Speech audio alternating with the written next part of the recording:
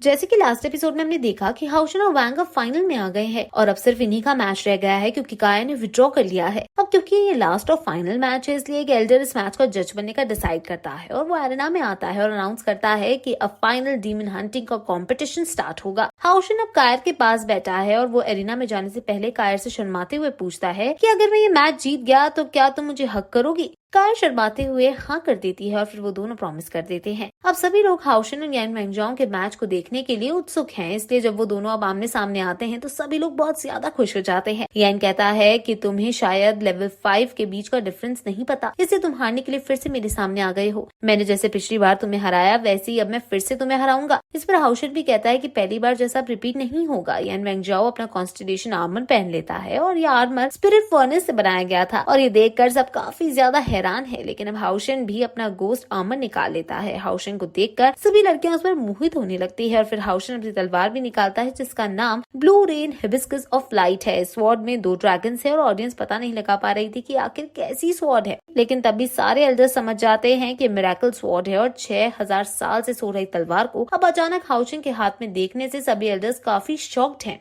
Chief पैलाडिन भी कहते हैं कि हाउशन इसका हकदार है क्योंकि इसने सभी टेस्ट को पार करते हुए इसको हासिल किया है। अब एरिना में एक वही है जो टॉप 10 रैंकिंग्स में आता है और जिसके पास सी ऑफ स्पिरिट फर्नेस की पावर है और दूसरा वो जिसके पास प्योर अलायंस की सबसे ज्यादा ताकतवर स्वॉर्ड है। ये मैच देखने लायक होने वाला है और एल्डर्स काफी एक्साइटेड है कि आखिर कौन जीतने वाला है। यान वेंगजाओ भी मिरेकल स्वॉर्ड को देखकर कहता है कि अब तुम्हारी लड़ाई को देखकर डिसाइड करते हैं कि आखिर तुम इसके लायक भी हो या नहीं। और फिर वो अपनी स्वॉर्ड से हाउशन पर हमला करने चला जाता है। हाउशन और वो दोनों ही अपनी अपनी स्वॉर्ड से एक दूसरे पर एक जैसा अटैक करते हैं और अब हाउशन यान वेंगजाओ जितना पावरफुल हो गया है क्योंकि उसके हाथ में जो स्वॉर्ड है वो इनके बीच के पावर गैप को नलिफाई कर दे रही है और हाउशन भी अब बराबरी की टक्कर दे पा रहा है। इन दोनों की लड़ाई भी भयानक रूप ले रही थी और आसपास भूकंप भी आने लग रहा है। ये दोनों एक दूसरे को हराने में अपनी जी जान लगा रहे हैं और अब यान वेंगजाओ एनहॉन्ग ग्लोरी स्टार का यूज करता है और अपने पेट को बुला लेता है। हाउशन भी अपने पेट बुला लेता है और इन दोनों के पेट एक दूसरे पर हमला करने लगते हैं। लेकिन हाउशन का पेट अब बहुत ज्यादा डरावना बन गया था जिसे देखकर वो डर जाता है और फिर वो अपने नॉर्मल फॉर्म में आ जाता है और डरने लगता है। हाउशन का पेट अब उसका मजाक उड़ाने लगता है और उसको पकड़ने लगता है। हाउशन अब कहता है कि इस बार मैं तुमसे डायरेक्ट लड़ूंगा और इनमें फिर से आइकॉनिक लेवल की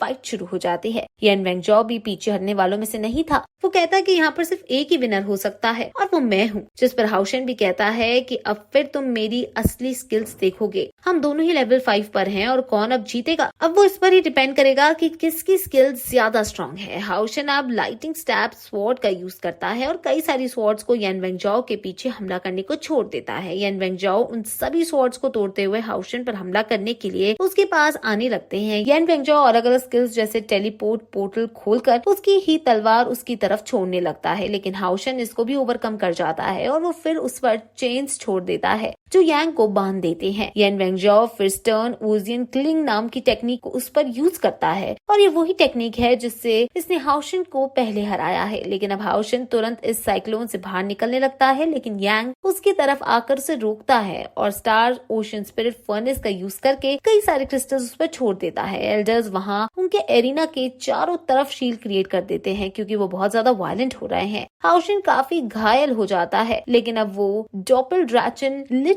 ट्रेन का यूज करता है जिससे उसके अंदर की एनर्जी बीम निकलती है और एरिना पूरी तरह से डिस्ट्रॉय हो जाता है और वो दोनों नीचे गिरने लगते हैं और नीचे गिरते गिरते भी वो लड़ाई कर रहे हैं। ऑडियंस एक स्क्रीन की मदद से उनकी फाइट को देख रही है क्योंकि वो दोनों अब एरिना में नहीं है बल्कि नीचे गिर रहे हैं। ये दोनों एक दूसरे पर भारी पड़ रहे हैं और इनमें से कोई भी हार नहीं मान पा रहा। यान वेंगजाओ को उसकी लिमिट्स तक पुश कर दिया गया है और इसमें वो समझ जाता है कि हाउशिंग की स्पिरिचुअल पावर कम हो गई है, इसलिए वो इस बात का फायदा उठाकर वो भारी भारी अटैक उस पर करने लगता है। वो दोनों ही अब अपने ड्रैगन्स को निकाल कर एक दूसरे पर हमला करते हैं जिससे वहाँ ब्लास्ट होता है और फिर वो दोनों ही नीचे गिर जाते हैं। ऑडियंस सोच में पड़ जाती है कि अभी कौन जीता, लेकिन तभी हम देखते हैं कि वो दोनों ही एरिना में खड़े हैं और इन दोनों की ही एनर्जी बस खत्म होने वाली है। ये दोनों फिर से एक दूसरे पर हमला करने के लिए आगे बढ़ते हैं और यान वेंगजाओ ओशन ऑफ स्टार्स का यूज करके कई सारे क्लोन क्रिएट करके हाउशन पर हमला कर देता है। हाउशन डिवाइन डिफेंस का यूज करके उससे बचता है और फिर अपनी तलवार से उस पर हमला कर देता है जिससे यान वेंगजाओ दूर जाकर गिरता है और उसकी तलवार भी टूट जाती है। हाउशन उसके सामने आता है और उसकी तरफ हाथ बढ़ाता है और यान वेंगजाओ भी अब उससे स्माइल पास करते हुए उसका हाथ थाम लेता है और अब हाउशन जीत गया है। ये देखकर सभी हैरान हो जाते हैं कि हाउशन ने उस नाइट को हरा दिया जो कभी नहीं हारा।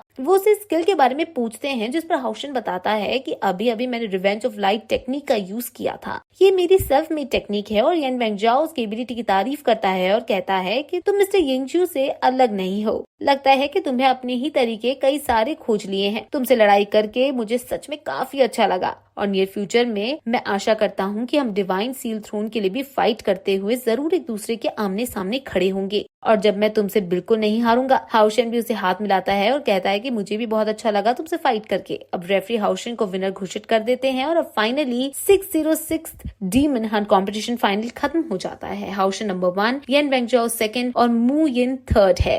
अब इन तीनों को सभी के सामने बुलाया जाता है और इनकी तारीफ की जाती है और इनको विनर हेडबैंड भी पहनाते हैं और उनके रिलेटिव और फ्रेंड्स काफी ज्यादा खुश हो जाते हैं कि जीत के लिए। लेकिन लिंजन खुश नहीं है क्योंकि डाउट है कि हाउशन उसे अपना टीममेट चूज करेगा या नहीं। अब एल्डर कहते हैं कि हम तीनों को अपना अपना टीममेट चुनने का अधिकार है और अब टॉप 60 में से तुम किसी को भी अपना टीममेट चुन सकते हो। लॉन्ग हाउशन क्योंकि फर्स्ट है इसलिए वो सबसे पहले चुनेगा। चेरी को लगता है कि हाउशन जरूर कायर को अपना टीममेट चुनेगा। कुछ असैसिन को लगता है कि वो मुझे चुनेगा और लिंजन को भी लगता है कि हाउशन कायर को ही चुनेगा। वो अपना प्रॉमिस तोड़ देगा जो उसने मुझसे किया था। वो काफी दुखी है। अब कायर को भी यही लग रहा था कि वो उसे चुनेगा क्योंकि वो कह भी रहा था कि हम साथ में कुछ टाइम स्पेंड करेंगे जब मैं वापस आऊंगा। लेकिन हाउशन अब कुछ और सोचता है और फिर अपना टीममेट लिंजन को चुन लेता है और फिर ये एपिसोड यहीं खत्म हो जाता है। अब इसके परिणाम बहुत बुरे होने वाले हैं ऑब्वियसली, जो हमें आगे के एपिसोड में पता चलेगा।